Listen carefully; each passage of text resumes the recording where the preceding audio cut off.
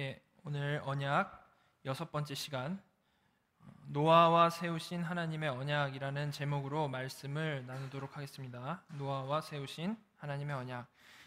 창세기 6장 18절부터 20절인데요. 제가 오늘 되게 많이 써놨죠. 거기서 6장 18절부터 20절까지를 같이 한 목소리로 읽도록 하겠습니다.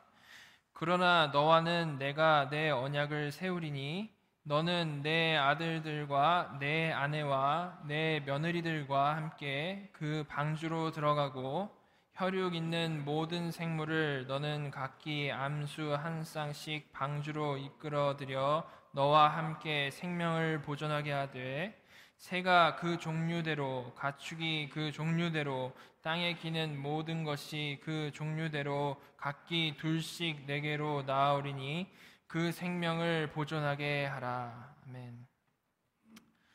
지난 몇 주간 저희가 하나님의 언약에 대해서 살펴봤었습니다. 그 중에서 가장 먼저 살펴봤던 언약은요, 모든 언약의 근원이 되는 구속 언약이었습니다. 이 구속 언약은 다른 언약들과는 다르게 삼위 하나님 사이에서 맺어진 언약이라고 했습니다. 바로 이 구속 언약을 맺으신 하나님의 작정하심에 의해서 이 온 세상은, 이 온 역사는 진행되어져 가는 것이고요. 또한 성경도 그 작정하심에 의해서 쓰여져서 우리에게까지 전해져 내려오는 것입니다. 그래서요, 성경 66권의 주제는 당연히 구속 언약을 맺으신 삼위 하나님께서 쓰신 책이니까 구속사, 구속 역사, 구속사가 되는 것입니다. 우리를 구원하시는 역사라는 것이죠. 그런데 이 구속 언약이 이 땅에서 펼쳐질 때에 크게 봤을 때 두 가지 언약의 형태를 통해서 드러나게 된다라고 말씀을 드렸습니다. 그 두 가지 언약은 무엇이었습니까? 그것은 하나님께서 첫사람 아담과 맺으신 행위 언약, 그리고 그 행위 언약이 깨지고 나서 하나님께서 은혜로 덮어버리신 은혜 언약, 이렇게 크게 두 가지로 나뉘어진다라고 말씀을 드렸습니다. 선악과를 따먹지 말라라는 그 행위 언약을 받은 아담과 하와가 하나님의 말씀보다 사탄의 말을 더 믿고요, 선악과를 따먹음으로 어떤 일이 벌어졌습니까? 즉각적으로 영적인 죽음에 이르게 되었죠. 그리고 하나님의 자녀에서 사탄의 밑으로 들어가게 되어버렸습니다. 그런데 하나님께서는 그들을 그대로 버리지 않으셨고요, 창세기 3장 15절에서 이들과 이들의 후손이 오히려 사탄의 원수가 된다. 사탄의 원수가 된다. 즉 다시 하나님 편에 서게 될 것이다 라는 약속을 해주신 것입니다. 그리고 그렇게 될 수 있는 것은 앞으로 태어날 여인의 후손이 사탄의 머리를 짓밟게 되므로 그러한 일이 벌어진다라고 했습니다. 이 말씀은 하나님께서 이런 은혜 받을 자격이 없는 죄인에게 무조건적인 은혜의 약속을 하신 것입니다. 그래서 이 창세기 3장 15절을요, 복음의 근원, 원시 복음이라고 한다라고 말씀드렸습니다. 이런 방식으로 하나님과 이 하나님의 계획은 역사 가운데 드러나게 되는 것이고요, 그 후 구약의 여러 가지 언약들을 통해서 더 구체적으로 계시되어지는 것입니다. 그리고 마침내 그리스도께서 오셔서 구속 언약의 모든 요구를 성취하셨죠. 2000년 전에 그렇게 하셨고요, 역사상 존재하는 모든 하나님의 백성은 구약이든 신약이든 상관이 없이 모든 하나님의 백성은 믿음으로 그리스도께서 순종하신 그 공로로 인한 구원의 은혜를 거저 받게 되는 것이죠. 이것이 하나님의 언약이 끌고 가는 구속사의 기본적인 골격입니다. 이런 큰 언약의 골격 안에서 우리는 지금까지 창세전 구속 언약을 받고요, 아담과 맺으신 행위 언약을 받고요, 창세기 3장 15절의 원시복음, 즉 은혜 언약의 시작을 받습니다. 그리고 오늘은 여기에 이어서 또 다른 중요한 언약이 들어있는 노아의 이야기를 좀 살펴보려고 합니다. 일단 여러분은요, 노아 하면 무엇이 생각나십니까? 노아 하면 홍수, 방주 이런 것이 생각나죠. 어려서부터 많이 들은 내용이지 않습니까? 근데 이거를 우리가 기억할 때요, 그냥 동화를 기억하듯이 하나님께서 홍수로 심판을 하셨고 노아는 방주에 들어가서 살아났다라는 이런 동화 같은 스토리로 우리는 기억하기를 많이 하죠. 물론 이것이 가장 중요한 이야기의 내용은 맞습니다. 그러나 단지 그 이야기를 이렇게 이야기로서 기억하는 것보다 더 중요한 것은요, 이 노아 이야기의 뼈대를 이루고 있는 언약의 그 내용을 발견하고 이해하는 것입니다. 이 노아 이야기 안에 있는 언약의 내용은요, 두 가지로 구분이 될 수가 있는데요. 첫 번째는 하나님과 노아 사이에 세워진 좀 더 개인적인 언약의 내용이 있고요. 두 번째는 전우주적인 언약이 있습니다. 오늘은 첫 번째, 좀 더 개인적인 언약에 대해서 살펴보도록 하겠고요. 다음 주에는 소위 우리가 노아 언약이라고 하면 이 다음 주에 그 전우주적인 언약을 말을 하는 거거든요. 이 노아 언약에 대해서 다음 주에 같이 좀 살펴보도록 하겠습니다. 자, 먼저 이 개인적으로 세워진 언약을 이해하기 위해서 다시 창세기 3장부터 좀 생각을 해보려고 합니다. 15절부터 24절인데요. 오늘 3장부터 6장까지 제가 다 써놨죠. 다 읽을 건 아니니까 걱정하지 마시고, 여기 3장 15절부터 24절인데 15절하고 24절만 제가 읽도록 하겠습니다. 내가 너로 여자와 원수가 되게 하고 내 후손도 여자의 후손과 원수가 되게 하리니 여자의 후손은 내 머리를 상하게 할 것이요 너는 그의 발꿈치를 상하게 할 것이니라 하시고, 그리고 24절, 이같이 하나님이 그 사람을 쫓아내시고 에덴 동산 동쪽에 그룹들과 두루 도는 불칼을 두어 생명나무의 길을 지키게 하시니라. 15절은 우리가 지난주에 살펴봤던 원시복음이고요. 이제 16절부터 19절까지는 하나님께서 아담과 하와에게 선악과를 따먹은 것에 대한 벌을 내리시는 내용이 들어있고요. 24절은 이제 결국 그들이 에덴으로부터 쫓겨나는 장면이 나옵니다. 선악과를 따먹고 나서 하나님으로부터 원시복음의 약속을 받기는 했지만, 그래서 아담이 어떻게 했습니까? 자신의 아내의 이름 하와라고 지었죠. 생명이라고 짓기도 했지만 그들이 죄에 합당한 이제 저주를 받고 에덴에서 쫓겨나는 것은 피할 수 없는 사실이었습니다. 하나님께서 그렇게 되게 하시겠다라고 말씀을 했기 때문에 당연히 그렇게 되는 것이죠. 지금까지 하나님의 보호 아래서 정말 불안과 공포와 어려움에 대해서 전혀 몰랐던 아담과 하와의 인생에 죄로 인해서 아주 극심한 고통이, 어려움이 시작되기 시작한 겁니다. 그런데요, 이들에게 이런 저주를 받고 동산에서 쫓겨나는 것, 이런 어려움들보다도 더 크게 정말 가슴으로부터 아파할 만한 그러한 어려움이 찾아왔습니다. 자, 창세기 4장 8절을 제가 읽도록 하겠습니다. 4장 8절입니다. 가인이 그의 아우 아벨에게 말하고 그들이 들에 있을 때에 가인이 그의 아우 아벨을 쳐 죽이니라. 지난주에 말씀드린 대로 아담과 하와는요, 가인을 하나님께서 말씀하신 그 여인의 후손으로 이해하고 있었습니다. 가인과 아벨의 이름의 뜻이 뭐라고 했습니까? 가인은 얻었다라는 뜻이고 아벨은 공허하다, nothing이다, 얘 아무것도 아니다라는 뜻이라고 했죠. 그 이름만 봐도 어떤 생각을 가지고 있었는지를 알 수 있다라는 것입니다. 그런데요, 기대대로라면 이 가인은 뱀의 머리를 짓밟아야 할 가인입니다. 그렇죠? 뱀의 머리를 짓밟아야 할 가인. 잘 커가지고 아주 튼튼하게 커가지고 뱀의 머리를 짓밟아야 할 그러한 가인인데, 지금 실제로 한 것은 오히려 동생을 돌로 쳐 죽인 겁니다. 이 소식을 들은 아담과 하와가 얼마나 절망적이었을까요? 가인에게 걸었던 신앙적인 소망이 있겠고, 그냥 자기 자식으로서 걸었던 소망이 있겠고, 그것이 한꺼번에 깨져버렸고요. 또한 둘째 아들이 죽는 고통까지 한 번에 겪게 된 것입니다.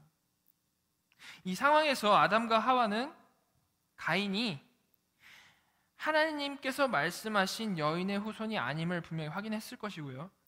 둘째, 이 아벨이 죽어버렸기 때문에 더 이상 그 여인의 후손의 역할을 해낼 사람이 없다라는 것도 인지했을 것입니다. 그래서 여인의 후손을 기다리던 그들에게는 당연히 또 다른 아들이 있어야겠죠. 결국 그들은 다시 아들을 낳았고요. 그가 바로 셋입니다. 이렇게 아담과 하와 아래는 가인과 이제 셋이 남아 있었는데요. 이어지는 창세기 4장과 5장을 보면 그들의 후손들은요, 마치 물과 기름처럼 섞이지 않는 것을 분명하게 보여주고 있습니다. 먼저 창세기 4장을 보면요, 16절부터 24절까지 가인의 후손에 대한 소개가 나옵니다. 지금 다 읽지는 않지만 그 내용은요, 가인의 후손들이 이 세상의 여러 방면에서 아주 유명한 자가 된다라는 것과 아주 강한 자로서 이름을 떨치게 된다라는 내용이 나옵니다. 그리고요, 이 가인의 후손들의 이 마지막 묘사로 라멕이라는 자의 일화가 나오는데요, 이 일화는 가인 계열의 성향이 과연 어떠한지를 한 번에 보여주는 그러한 일화입니다. 창세기 4장 23절부터 24절을 제가 읽겠습니다. 라멕이 아내들에게 이르되 아다와 실라여 내 목소리를 들으라. 라멕의 아내들이여 내 말을 들으라. 나의 상처로 말미암아 내가 사람을 죽였고 나의 상함으로 말미암아 소년을 죽였도다. 가인을 위하여는 벌이 7배일진데 라멕을 위하여는 벌이 70배에 이리로다 하였더라. 가인이 아벨을 죽인 것은요, 하나님께 저주받은 분명히 너무나도 악한 일이었는데요, 그의 후손인 지금 라멕이요, 지금 여기서 그런 자신의 살인한 것을 자랑을 하고 있고 하나님께서 가인에게 하신 말씀을 가지고 비꼬고 있습니다. 전형적인 지금 악인의 모습을 보이고 있는 것이죠. 이것이 바로 하나님을 떠난 가인 계열의 한 단면인 겁니다. 하나님께서 샘플링으로 딱 해가지고 이런 애들이었다라는 걸 보여주시는 거죠. 이렇게 가인의 후손에 대한 묘사가 이제 얘네들은 정말 악한 애들이었다라는 것을 보여주고 나서요, 바로 이어서 그와 반대되는 이 셋의 후손에 대한 이야기가 이어집니다. 창세기 4장 26절 제가 읽겠습니다. 셋도 아들을 낳고 그의 이름을 에노스라 하였으며 그때의 사람들이 비로소 여호와의 이름을 불렀더라. 셋의 자손에게서는 가인의 후손에게선 찾아볼 수 없었던 여호와를 찾는 모습이 분명히 있었음을 말씀을 하시면서 시작을 하고 있습니다. 성경은 이처럼 가인의 후손과 셋의 후손을 일부러 아주 극명하게 구별을 하고 있는 것이죠. 그리고 이어지는 창세기 5장에서는요, 아담에서 가인 빼고 셋으로 이어지는 하나님 자녀의 계열, 의인의 계열이 쭉 나열되고 있습니다. 그리고 이 하나님의 자녀 계열의 족보는 쭉 이어지다가요, 노아와 그의 자녀에 대해서 멈추게 됩니다. 그런데요, 이 족보를 볼 때 특이점이 있습니다. 그것은 이 족보에서는 가인의 계열처럼 이 땅에서 업적이 나오지를 않습니다. 그리고요, 단순히 그냥 죽었다라는 말만 나오고 있습니다. 이 사실에 대해서 우리가 여러 가지 의미를 생각해 볼 수가 있는데요, 간단히만 말해서 저는 이것이 지금 에덴 동산과 에덴 밖이 분명하게 구분되어져 있는 이 당시 세계에서 에덴에서 쫓겨난 후에도 사탄에게 굴복을 하지 않고 여호와의 이름을 부른 자들의 이 힘든 삶을 짧게 그냥 죽었다라는 표현을 통해서 단적으로 묘사하고 있는 것이라고 생각을 합니다. 하나님께 저주받은 이 황폐한 세상, 에덴은 아니지만 이 저주받은 황폐한 세상에서 사탄의 법칙을 따라 사는 자들은 어떻겠습니까? 빨리 적응을 잘해서 강한 자가 되고 자신의 이름을 날렸습니다. 그렇지만요, 여전히 에덴을 바라보면서 나의 이름이 아니라 하나님의 이름을 부르고 살았던 이들은요, 그냥 묵묵히 끝까지 하나님의 약속을 붙잡고 여인의 후손을 기다리면서 자신의 수명을 살고 죽었다라는 것입니다. 황폐한 이 땅이 우리가 있어야 할 곳이 아니고 지금 눈앞에 보이지만 막혀있는 에덴에 다시 돌아가야만 한다라는 생각으로 나그네와 같이 살았던 것이죠. 이때의 성도나 지금의 성도나 똑같은 겁니다. 본향을 바라보며 나그네와 같이 사는 삶. 자, 지금까지 살펴본 창세기의 구조를 좀 정리를 해보면요, 3장에서 죄를 지었고 3장에서 하나님께서 원시 복음을 주셨고 그리고 저주를 받고 쫓겨났습니다. 그리고 쫓겨나서 가인의 계열과 셋의 계열이 극명하게 구분이 되어서 묘사가 되고 있었죠. 이 구별됨이 이제 너무나도 중요하고요, 성경에서 포인트를 하고 있는 그러한 내용이라는 것입니다. 섞이면 안 된다라는 것이죠. 분명히 가인 계열은 이렇게 살아가는 자들이고 셋의 계열은 이렇게 살아가는 자들이라는 것을 4장과 5장에서 분명히 보여주고 있는 것입니다. 자, 그런데요, 그렇게 지속되던 의인과 악인의 구별은 결국 무너지고 맙니다. 자, 창세기 6장 1절부터 3절을 같이 한번 읽어보겠습니다. 사람이 땅 위에 번성하기 시작할 때에 그들에게서 딸들이 나니 하나님의 아들들이 사람의 딸들의 아름다움을 보고 자기들이 좋아하는 모든 여자를 아내로 삼은지라.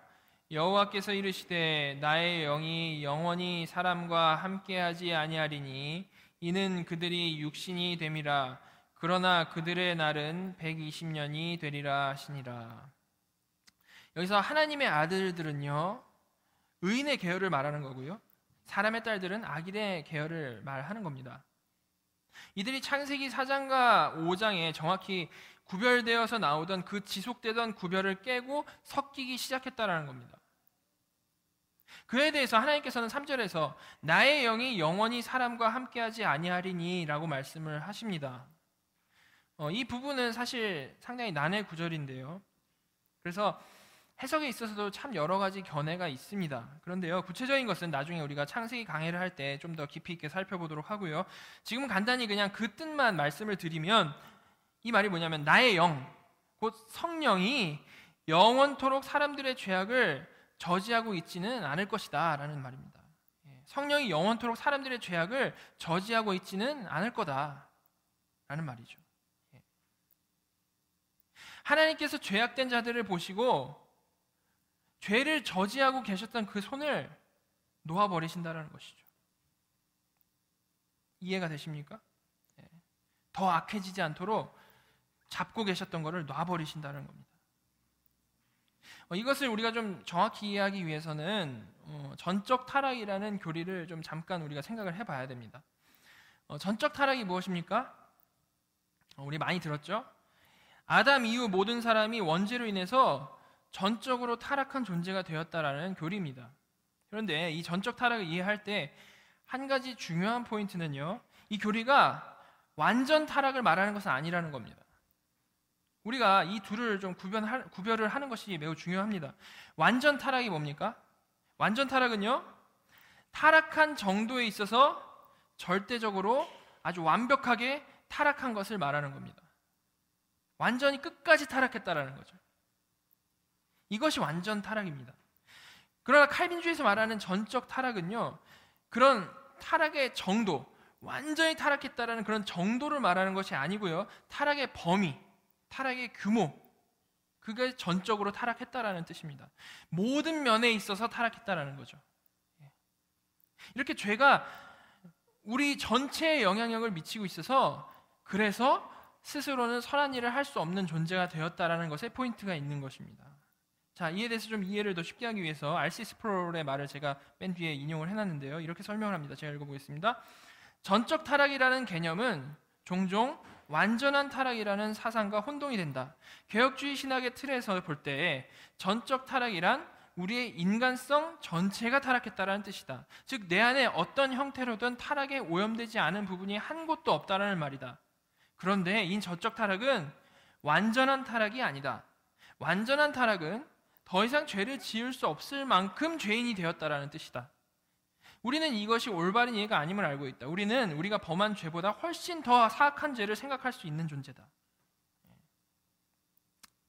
이처럼 인간은요, 전적으로 타락했지만 완전히 타락하지는 않았습니다. 만약에 그랬다면요, 지금 우리가 살아가는 이 사회 자체가 존속이 될 수 없겠죠. 그런데 중요한 것은 이렇게 전적으로 타락한 존재들이 완전 타락으로 가지 않은 이유입니다. 모든 악의 가능성을 가지고 있고요, 악한 짓을 하는 것을 좋아하고 있고요, 그럼에도 불구하고 완전 타락까지 가지 않는다라는 거죠. 그 이유가 뭘까요? 그것은 오직 한 가지 이유입니다. 그것은 하나님께서 그렇게 되지 않도록 붙잡고 계시기 때문입니다. 이것은 하나님의 택자들 뿐만이 아니고요, 모든 사람에게 적용되는 은혜인데요, 이렇게 모든 사람에게 적용되는 은혜를 신학에서는 일반 은혜, common grace라고 하는 겁니다. 완전 타락까지 가지 않게 하나님께서 제어를 하고 계시는 거죠.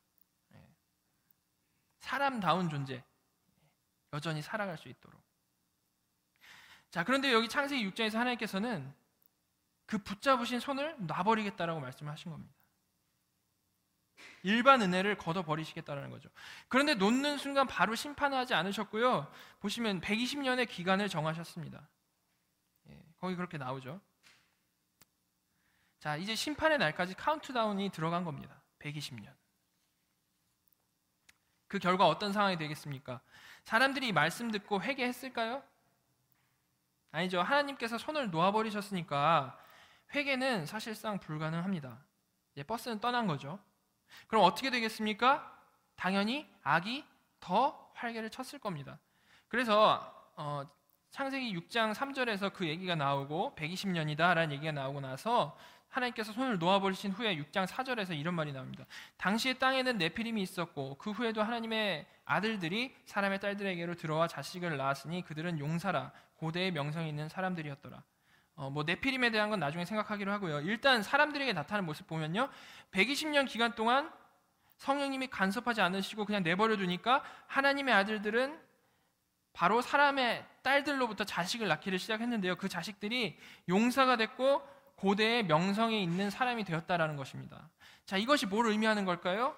이런 묘사는 지금 어디서 나왔습니까? 4장에서 가인 계열을 설명할 때 쓰인 묘사이죠. 셋 계열이 아니라 가인 계열을 설명할 때 했던 묘사입니다. 용사가 되고 명성 있는 사람이 되는 것. 즉 하나님의 아들들과 사람의 딸들이 섞이니까요, 바로 악인 계열이 되어버렸다는 겁니다. 하나님께서 손을 놓으시면 이런 결과밖에 기대할 게 없는 거죠. 이렇게 가인 계열화 되어버린 모든 인간들에게 하나님께서는 선언을 하십니다. 창세기 6장 5절부터 7절 제가 읽겠습니다. 여호와께서 사람의 죄악이 세상에 가득함과 그의 마음으로 생각하는 모든 계획이 항상 악할 뿐임을 보시고 땅 위에 사람을 지으셨음을 한탄하사 마음에 근심하시고 이르시되 내가 창조한 사람을 내가 지면에서 쓸어버리되 사람으로부터 가축과 기는 것과 공중의 새까지 그러하리니 이는 내가 그것들을 지었음을 한탄함이니라 하시니라. 세상에 악인의 계열이 가득 차게 되면서 지금 5절 말씀대로 하나님께서는 사람의 죄악이 세상에 가득함과 모든 생각이 악한 것을 보셨습니다. 그리고 결국 모든 것을 쓸어버리실 것을 선언을 하십니다. 선악과 따먹고 죄인이 된 자들을 성령님께서 일반 은혜로 그래도 저지를 하고 계셨는데 은혜의 손을 일반 은혜의 손을 놓아버리니까요, 세상은 완전히 악인으로 가득 차버리게 되었고요, 결국 세상을 쓸어버릴 심판에 이르게 된 것이죠. 이 심판은요, 7절에 나온 대로 모든 사람과 동물에게 임하게 되었습니다. 자, 이것이 그 당시의 상황입니다. 아주 절망적인 상황, 모두 죽게 된 상황인 것이죠. 그런데요, 하나님께서는 어떤 하나님이십니까? 약속을 지키시는 하나님이십니다. 약속을 지키시는 하나님. 하나님은 창세전 구속 언약을 이루셔야만 하고요, 창세기 3장에서 아담에게 약속하신 원시 복음을 지키셔야만 하는 약속의 하나님이시라는 거죠. 그렇기 때문에 여기서 모두 다 쓸어버리심으로 역사를 마감할 수 없는 겁니다. 그래서요, 이 이야기는 심판에서 끝나지 않고 8절이 이어지는 것이죠. 8절을 우리가 같이 한 목소리로 읽도록 하겠습니다. 시작. 그러나 노아는 여호와께 은혜를 입었더라. 모두 다 죽을 수밖에 없는 심판의 상황에서 은혜를 입은 한 사람이 등장을 하는데요, 그가 바로 노아인 것입니다. 하나님의 은혜로 노아와 그의 가족만 구원을 얻은 것이죠. 이렇게 노아가 방주를 만들고 그의 가족이 구원을 얻은 것은요, 전적으로 하나님의 은혜인 것입니다. 하나님께서는 모두 놓아버리셨어도 노아는 놓지 않으신 것이죠. 이렇게 모든 인간의 구원은 오직 하나님의 주권적인 은혜로만 가능한 것입니다. 자, 그런데요, 성경은 이렇게 분명히 하나님의 은혜로 노아가 구원 얻었음을 명시한 이후에 그와는 조금 달라 보이는 말씀들을 이어서 하고 있습니다. 자, 창세기 6장 9절과 10절 제가 읽겠습니다. 이것이 노아의 족본이라. 노아는 의인이요 당대의 완전한 자라. 그는 하나님과 동행하였으며 세 아들을 낳았으니 셈과 함과 야벳이라. 9절에서 노아에 대해 평가하기를 노아는 의인이고 당대의 완전한 자라고 지금 하고 있는 겁니다. 이 표현들을 읽으면요, 어떤 생각이 듭니까? 이 표현들 읽으면 노아가 구원을 얻은 것은 그가 의롭고 완전했기 때문이다 라는 생각이 들지 않습니까? 그렇죠? 그런데 이와 같은 표현들이요, 여기만 나온 게 아니고 그 후에도 계속되는 것을 볼 수 있습니다. 6장 22절, 노아가 그와 같이 하여 하나님이 자기에게 명하신 대로 다 준행하였더라. 7장 1절, 여호와께서 노아에게 이르시되 너와 내 온 집은 방주로 들어가라. 이 세대에서 내가 내 앞에 의로움을 내가 보았음이니라. 5절, 노아가 여호와께 자기에게 명하신 대로 다 준행하였더라. 어떻습니까? 분명히 노아는 남들과 다르게 좀 특별하죠. 하나님께서 노아를 향해서 노아는 의인이라고 말씀하셨고 당대의 완전한 자라고 말씀하셨고 하나님 앞에 의롭게 행했다고 말씀하셨고 하나님께서 말씀하신 것을 다 준행했다라고 하셨는데 이것은 실제로 정말 대단한 겁니다. 이것만 보면요, 그러면 노아가 은혜로 구원을 얻었다라기보다는 의로웠기 때문에 구원을 얻은 것처럼 보이죠. 다른 사람들은 다 타락해서 그러고 사는데 노아만 이렇게 특별히 의로웠기 때문에 하나님께서 구원을 하셨다. 그런 것 같아 보이지 않습니까? 여러분 이거 어떻게 생각하십니까? 노아는 은혜로 구원을 얻었습니까? 아니면 자신의 의로움으로 구원을 얻었습니까? 물론 우리는 제가 이렇게 물어보면 교리를 잘 알고 있기 때문에 은혜로 구원을 받았다가 우리 입에서 자동적으로 나옵니다. 그러나 좀 전에 살펴본 그 구절들을 우리가 읽을 때 뭔가 좀 답답한 게 있죠. 은혜지만 그래도 의로웠기 때문에 해주신 거 아닌가 이런 생각이 든다라는 겁니다. 자, 우리가 이런 부분을 읽을 때 그냥 보통 대충 넘어가는데요. 대충 넘어가지 않고 좀 잘 이해하도록 노력하는 것이 이 구약 성경을 이해하는 데 중요하죠. 자, 다시 한번 이에 대해서 좀 생각해 보겠습니다. 일단 분명한 것은 노아는 분명히 전 인류가 타락의 길로 달려가고 있을 때에 하나님의 특별한 은혜를 입은 자라는 것입니다. 하나님의 은혜의 손, 성령님의 도우심이 없으면 노아도 그냥 원죄 아래에 있는 그런 죄인일 뿐인데요. 8절에 읽은 대로 노아가 은혜를 입었기 때문에 다른 사람들과 다른 결과를 맞이하게 된 것이죠. 이것이 사실입니다. 그런데도 불구하고 그 후에 마치 노아가 완전 무결하고 의로워서 구원받은 것 같은 표현들이 많은 이유가 무엇일까요? 그것이 다른 이유가 아니고요. 노아가요, 지금 여기서 그리스도를 예표하고 있기 때문에 그렇습니다. 그리스도를 예표하고 있기 때문에. 구약 성경은요, 오실 메시아를 말씀으로 그리고 모형적으로 그려내는 책입니다.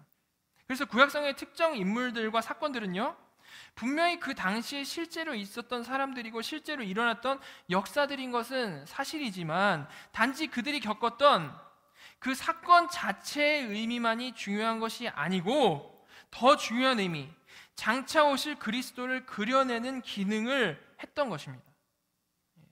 그 사람들에겐 실제 라이프였어요. 그런데 하나님은 그 삶을 가지고 장차 오실 그리스도를 그려냈다라는 것이죠. 그래서 노아는 우리와 같이 원죄 아래 있는 죄인으로서 분명히 은혜로 구원을 받아야만 하는 사람이었지만 노아의 그 인생에서 그리스도를 그려내는 그 순간에는 노아가 마치 완전 무결한 의인인 것처럼 성경에서 표현되어지고 있다는 것입니다. 자, 구별이 되십니까? 구약은 설명해내는 그 의도가 있지 않습니까? 그것을 위해서 노아는 그렇게 살아가고 있었지만 그것을 통해서 예수 그리스도, 그러니까 하나님께서 예수 그리스도를 그려내고 계셨다는 거죠. 자, 이에 대해서 메리디스 클라인은 이렇게 말합니다. 제가 읽겠습니다. 한번 조금 어려운데 천천히 따라오시면서 이해를 해보시기 바랍니다. 성경의 증거에 따르면 하나님은 그의 종들 중 특정인의 순종을 모범으로 삼아 오실 메시아가 어떻게 자신을 위하여 그리고 자신의 백성을 위하여 왕국과 왕국의 축복을 확보하는가를 보여주는 유형적인 상징으로 삼으셨다. 아브라함과 다윗은 신실함에 대한 보응으로 그런 선물 언약을 받은 자들이었고 비느하스도 마찬가지였다. 지금 이 아브라함과 다윗, 비느하스 이런 개인들도 오직 예수 그리스도 안에 하나님의 은혜를 통해서만 믿음으로 받는 선물인 하늘의 소망을 가졌다. 믿음으로 구원을 얻었다는 것이죠.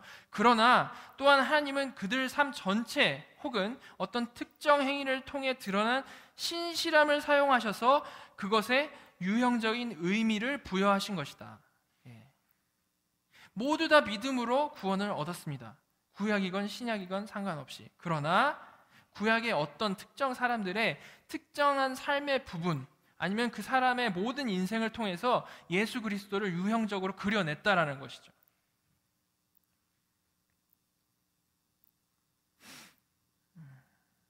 그래서 이들은 한 명의 인간으로서는 좀 과분한 표현으로 성경에서 부각되어서 표현된 것입니다.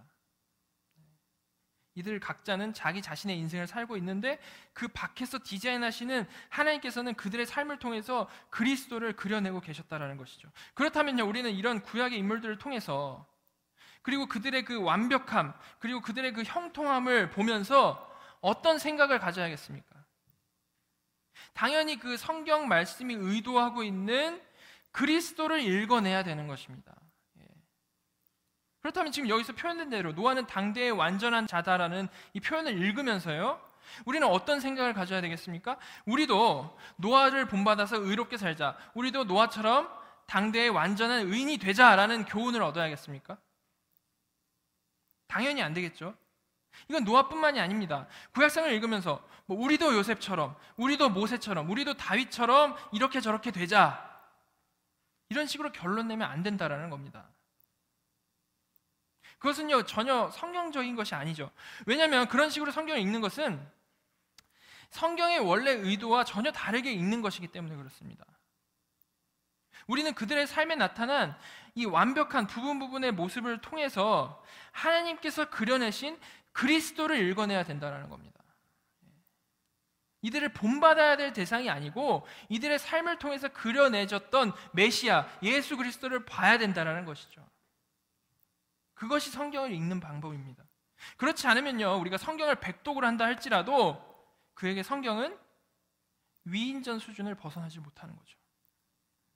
자, 다시 노아로 돌아가세요. 당대의 완전한 자로 표현된 노아가 그의 삶에서 그리스도를 이제 그려내고 있다는 것을 알았습니다.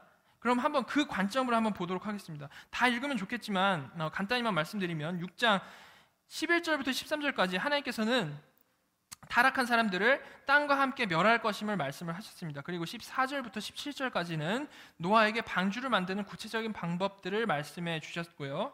18절에서 드디어 하나님께서는 노아와 언약을 세우십니다. 자, 18절부터 22절까지 제가 읽겠습니다. 그러나 너와는 내가 내 언약을 세우리니 너는 내 아들들과 내 아내와 내 며느리들과 함께 그 방주로 들어가고 혈육 있는 모든 생물을 너는 각기 암수 한 쌍씩 방주로 이끌어들여 너와 함께 생명을 보존하게 하되 새가 그 종류대로 가축이 그 종류대로 땅에 기는 모든 것이 그 종류대로 각기 둘씩 내게로 나아오리니 그 생명을 보존하게 하라. 너는 먹을 모든 양식을 내게로 가져다가 저축하라. 이것이 너와 그들의 먹을 것이 되리라. 노아가 그와 같이 하여 하나님이 자기에게 명하신 대로 다 준행하였더라. 18절에 보시면 하나님께서는 노아와 언약을 세우신다라고 말씀을 하십니다. 자, 바로 이 언약을 세우시는 것이 제가 오늘 말씀을 시작하면서 언급했던 하나님께서 노아와 개인적으로 언약을 세우시는 그러한 장면입니다. 그런데요, 여기서 세우다라는 동사는요, 아주 중요한데 새롭게 언약을 맺는 것을 표현하는 동사가 아닙니다. 이 단어는 이미 맺었던 언약의 의무를 성취한다라는 그러한 의미의 동사입니다. 새롭게 맺는 것이 아니고 이미 있던 언약을 노아에게서 다시 세운다라는 것이죠. 그러면 지금 여기서 언약을 세운다라는 말씀은 그 전에 어떤 언약을 다시 세운다라는 거겠습니까? 먼저 노아가 이 18절 이전에 하나님과 언약을 맺은 장면이 또 나오나요? 5장 말부터 나오지만 노아의 얘기가 나오지만 언약을 맺은 얘기는 여기서 처음 나옵니다. 그러면 노아의 인생 중에 맺었던 언약을 말하는 건 아니겠죠? 그러면 이 말씀 뭐겠습니까? 그 전에, 노아 이전에 하나님께서 사람과 맺으셨던 언약을 지금 여기서 다시 세우겠다라고 말씀을 하시는 겁니다. 이미 이전에 노아의 조상을 통해서 맺었던 그 언약.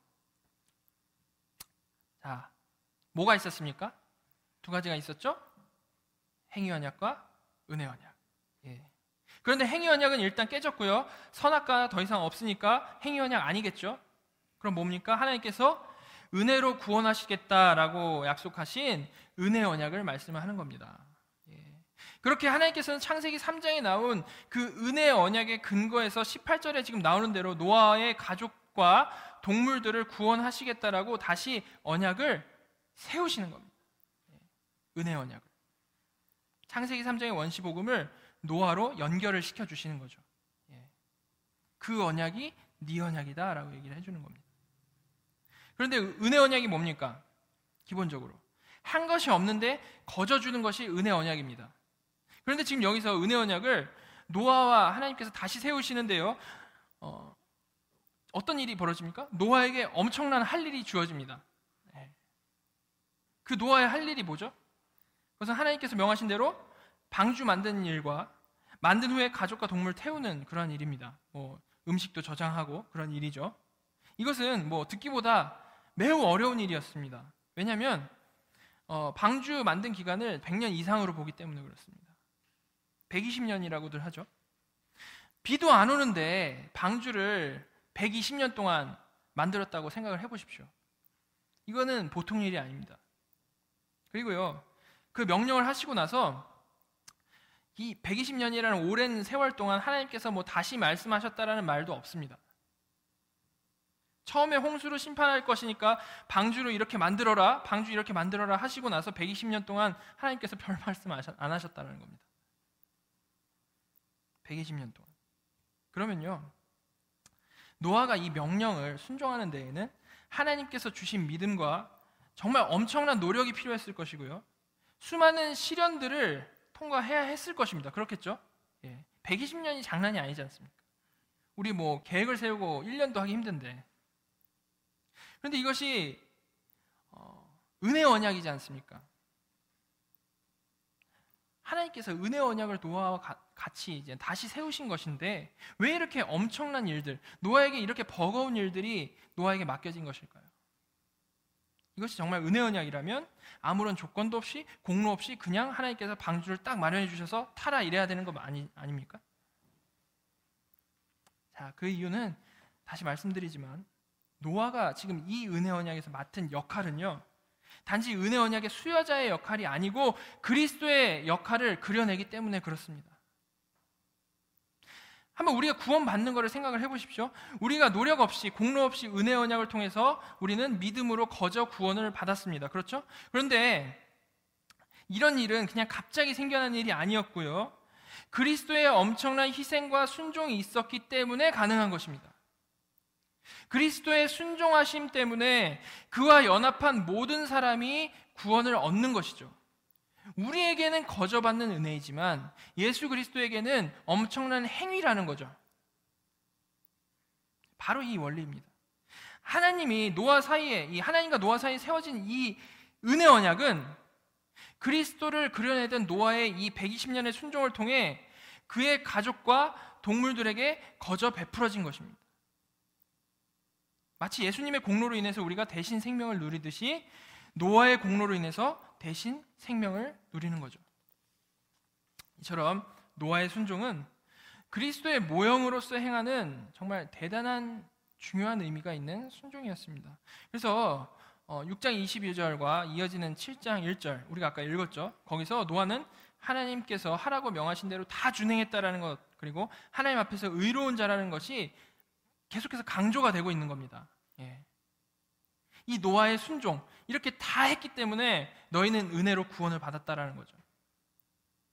순종하는 메시아의 모형으로서의 노아와 교회의 모형으로서의 가족들인 것이죠.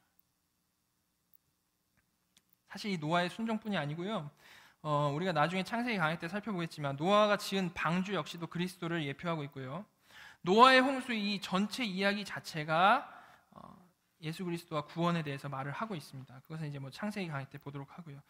자, 오늘 말씀을 좀 마무리하도록 하겠습니다. 오늘은 마지막으로 여러 가지 말씀을 드렸는데요, 두 가지를 좀 기억했으면 좋겠습니다. 그 첫 번째는 전적으로 타락한 우리를 완전한 타락으로 흐르지 않도록 고삐를 잡고 계시는 하나님의 은혜를 좀 기억했으면 좋겠습니다. 하나님의 이런 일반 은혜가 없었으면요, 이 인류는 이미 지구상에서 사라졌던지 사라지진 않았더라도 지금 노아 시대처럼 노아 가족 8명 빼고는 모두 하나님을 대적하는 상황, 이와 같이 하나님의 자녀들이 정말 살기 힘든 그런 시기가 되었을 것입니다. 하나님 믿는 것이 정말 지금과는 비교할 수 없을 정도로 너무나도 힘든 상황이 되었겠죠. 그러나 하나님께서는 이 세상을 이렇게 유지시켜 주시고 사람들의 악이 넘치지 않도록 조정을 해주셔서 이와 같이 우리가 살아갈 수 있는 것입니다. 우리가 평소에 잘 이렇게 생각하지 못하는 하나님의 이런 일반 은혜를 좀 잘 기억하고 감사했으면 좋겠습니다. 자, 두 번째로 기억했으면 좋겠는 거는요, 하나님께서는 모든 그의 자녀들에게 언약을 통해서 은혜를 베푸시고 항상 그리스도를 기대하고 바라보게 하신다라는 겁니다. 오늘 확인한 대로 많은 사람들이 그냥 주일학교 이야기로만 아는 노아의 이 이야기 안에서도요, 하나님은 언약을 통해서 은혜를 베푸셨고요, 그리스도는 일관성 있게 그려지고 있었습니다. 창세기 3장 15절의 은혜 언약은요, 살펴본 대로 아담에게서만이 아니고 노아에게 이어졌고요, 이처럼 이 원시복음은 그 후에 모든 하나님의 백성에게 똑같이 적용이 되는 것입니다. 똑같이. 노아에게도 우리에게도 아주 직접적으로 그 3장 15절의 언약이 우리에게도 적용이 된다는 것이죠. 우리를 여인의 후손 예수 그리스도의 공로로 사탄과 원수가 되게 하시겠다라는 것이 하나님이 우리에게 맺은 언약이라는 겁니다. 우리가 정말 이 사실을 좀 굳게 붙잡았으면 좋겠습니다. 하나님께서는 약속을 하시고 역사상 계속해서 이루어 오셨으며 지금 우리에게도 똑같이 일하신다라는 것이죠. 구약에서 봤던 그 모든 일들이 나에게도 지금 일어나고 있다라는 겁니다. 하나님의 언약에 의해서. 자, 이 사실을 기억하시면서 앞으로 성경을 읽으실 때요, 특별히 구약을 읽으실 때 다시 그냥 이야기 책이나 위인전 읽는 그런 버릇으로 돌아가지 마시고요, 그 안에서 그리스도와 복음을 발견하시는 은혜를 경험하시기를 간절히 바랍니다. 그러기 위해서 먼저 우리가 해야 할 것은 성경의 저자이신 성령님께 지혜를 구해야 됩니다. 성령님께서 말해주시지 않으면 우리는 아무리 읽어도 그냥 위인전으로밖에 볼 수가 없는 겁니다. 또한 역사상 또 우리에게 너무나도 좋은 것들이 있죠. 수많은 믿음의 조상들이 쌓아놓은 업적인 책들이 있고 우리는 어디서나 그것을 구해서 읽을 수가 있죠. 그걸 통해서 우리가 정말 그 하나님의 뜻을 이해하도록 노력을 해야 됩니다. 우리가 보통 그냥 웃으면서 넘기는 게으름이 있습니다. 게으름. 이 게으름은요, 성경에서 말하는 분명한 죄입니다. 다른 죄와 똑같이 게으름도 죄인데 우리는 게으름은 좀 게으르네 이러고 말죠. 그렇지만 분명한 죄라는 것이죠. 하나님께서 우리에게 인생을 허락하신 것은요, 다른 무엇보다도 뭐 일 열심히 하라는 것도 아니고 뭐 여러 다른 거 하라는 것이 아니라 다른 무엇보다도 하나님과 더 깊은 관계 안에 들어오라고 우리에게 인생을 허락하신 것입니다.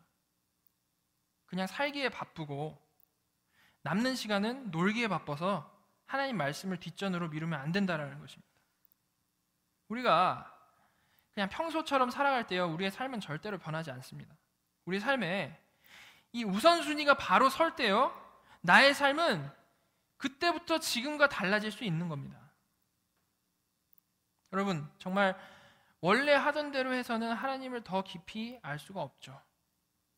정말로 마음을 잡으시고 부지런하여 게으르지 말고 열심을 품고 하나님을 알기 위해서 발버둥 치시고 기도하시기 바랍니다. 그런데 이것이 우리가 정말 마음 잡아서만은 될 일이 아닙니다. 마음만 잡아서는 작심삼일도 가기가 좀 힘들죠. 정말 우리가 이렇게 말씀에 재미를 붙이고 말씀을 통해서 그리스도를 발견하고 기도를 꾸준히 하기 위해서는요, 이 말씀과 기도를 통해 정말로 예수 그리스도를 만나는 경험이 있어야만 하는 것입니다. 이것은 절대 우리가 흉내낼 수 없는 것입니다. 오직 하나님께서 은혜로만 주시는 것이죠. 정말 하나님의 은혜로만 우리가 말씀을 통해서 그 예수 그리스도를 볼 수 있다라는 겁니다. 노아 이야기를 동화로 보지 않고 노아 이야기 안에서 하나님의 은혜를 볼 수 있다는 것이죠. 오직 하나님께서 깨닫게 해주셔야만. 자, 우리 한번 좀 기도했으면 좋겠습니다. 좀 같이 기도했으면 좋겠습니다. 하나님, 정말로 말씀을 통해서 앞으로는 예수 그리스도를 발견하기 원합니다. 정말 그 은혜를 생생하게 경험하기를 원하며, 그래서 정말로 날마다 하나님과 가까워지는 삶을 실제로 살기 원합니다. 정말로 하나님이 보시기에 합당한 예수 믿는 자가 되기 원합니다. 그냥 저 멀리 언저리에서 도는 사람이 아니라 정말 하나님과 일대일의 관계 안에서 하나님과 동행하며 임마누엘의 삶을 살기 원합니다. 저에게 그런 마음을 허락해 주시고 정말 그리스도와 깊은 사랑의 관계 안에 있는 자가 되도록 인도해 주시옵소서. 우리 같이 좀 기도했으면 좋겠습니다. 기도하겠습니다.